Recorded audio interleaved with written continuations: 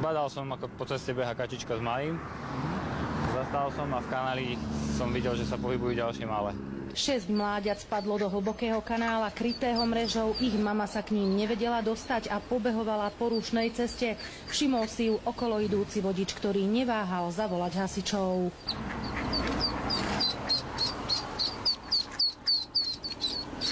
Za mamičkou.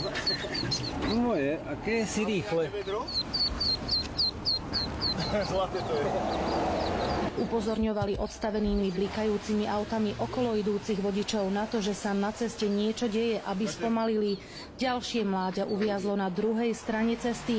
Hasiči liezli do kanála popri autách, ktoré cestou prechádzali. V premávke si tak museli dávať pozor aj sami na seba.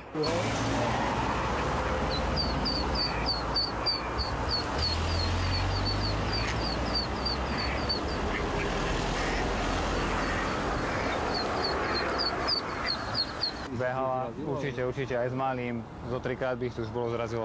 Kačacia rodina prešla z Hrona cez 2 dvojprúdovky plné aut. Hasiči ich naložili do vaku a odviezli späť k vode. Všetky sa bezpečne vrátili tam, odkiaľ sa vybrali na výlet. Oni pôjdu za ňou.